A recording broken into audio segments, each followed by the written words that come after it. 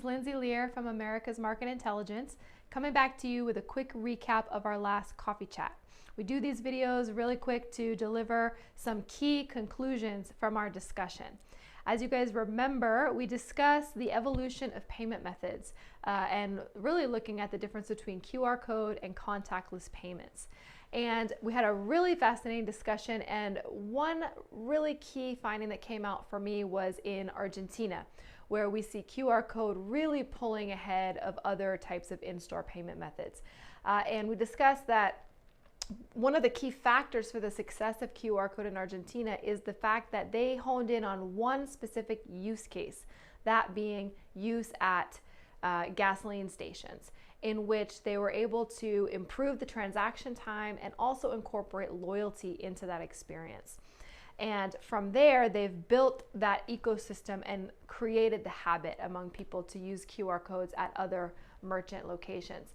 Now, this example highlights what the card networks have been trying to get the banks to understand. In Argentina, as we discussed in the coffee chat, the POS system is very old, outdated, and results in a pretty poor user experience.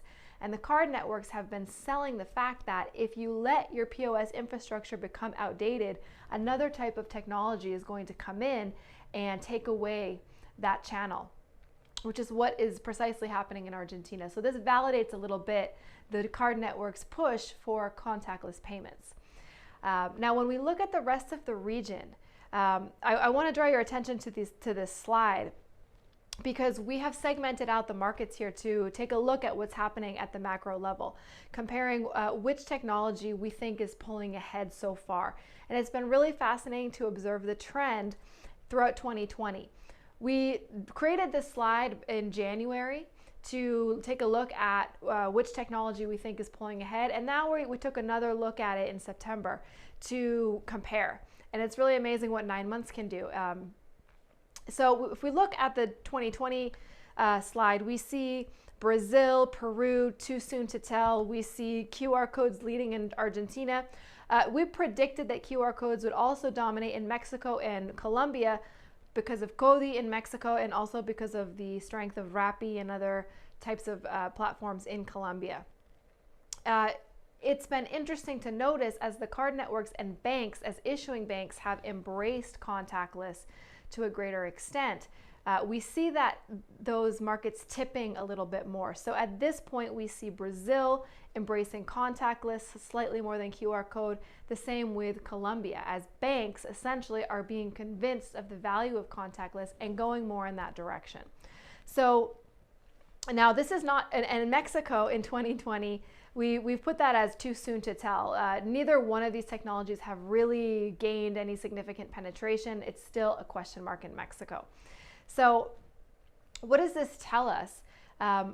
First off, if and when you find a successful use case that really drives value for QR codes, that's where you'll see that technology gain traction. Otherwise, contactless is more likely to move faster because the infrastructure and the network is already in place, and it's really a question of banks embracing that technology. So there's a little bit of first mover advantage, whoever moves first, and contactless has a leg up because it's easier to implement. It also begs the question, what truly defines the decision of a consumer when they're paying? This is something Sophia was talking about in the conversation.